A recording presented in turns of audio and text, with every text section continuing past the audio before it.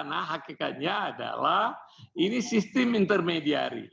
Negara mengambil tanah yang tidak produktif, HGB yang terlantar, HGU yang terlantar, tanah yang tidak punya tuan, tanah ini diambil kembali oleh negara untuk diredistribusikan.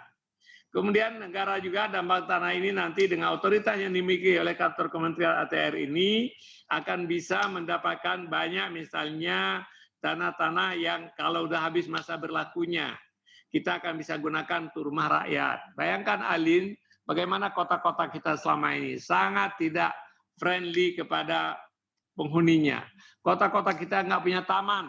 Kota-kota kita ini makin sprawling. Jakarta itu sekarang sudah sampai ke Cikampek, kalau ke sebelah timur, ke barat sudah sampai Serang, akan bersatu dengan Jakarta. Makin miskin orang, makin kurang mampu dia, makin terpaksa tinggal di luar kota. Habis biaya jalan di jalan sampai 2-3 jam. Nah, kenapa selama ini terjadi? Karena kita nggak bisa bikin perumahan rakyat di tengah kota.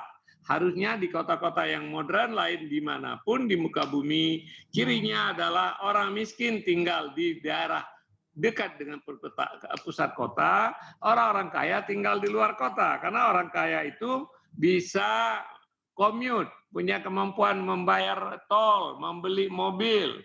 Tapi orang miskin, sebanyak mungkin mereka tinggal di daerah pusat kota sehingga nggak perlu biaya transportasi. Di samping itu juga kota-kota yang baik di muka bumi ini adalah penuh dengan taman, di mana masyarakat penduduk kotanya bisa berolahraga, bisa jogging. Sekarang Jakarta di mana ada taman? Kalaupun ada taman secuil-cuil ini, kalau kita pergi ke Copenhagen itu, ya kan, mungkin 2/3 kotanya itu ada taman. Kalau kita pergi ke New York, ya, bagaimana besar taman di New York, di Inggris taman di mana-mana. Kota kita ini sama sekali tidak friendly. Karena apa? Karena selama ini desain organisasi, desain kelembagaannya itu yang tidak tepat. Kantor saya ini di negara lain namanya Land Authority. Nah, bahasa Inggris kantor saya BPN itu harusnya Indonesian Land Authority, seperti di Singapura, Singapore Land Authority. Land Authority punya 2 tangan, dia regulator, dia land manager. BPN Indonesia ini tidak punya land manajernya, yang ada regulatornya aja. Jadi tangan saya itu cuma 1. Sehingga kalau Anda mengatakan orang datang ke BPN minta tanah, kita nggak punya. Kalau baru punya tanah, kalau ada HGU yang terlantar. Dan selama ini HGU terlantar kita berikan kepada rakyat langsung, kita redistribusikan. Nanti juga akan diredistribusikan, tetapi untuk kepentingan umum, untuk kepentingan lapangan bola. Bayangkan sekarang Alin, orang Indonesia ini dia nggak bisa sulit sekali untuk menjadi pemain bola tingkat internasional. Karena apa? Lapangan bola nggak ada lagi, di mana-mana nggak ada lagi.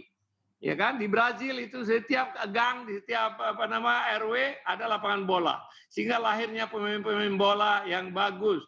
Kenapa? Karena kita nggak punya tanah. Maka bank tanah ini penting sekali untuk mengambil tanah atau mengakuisisi, mendapatkan tanah yang karena regulasi, nah, kemudian meredistribusikan lagi untuk kepentingan publik.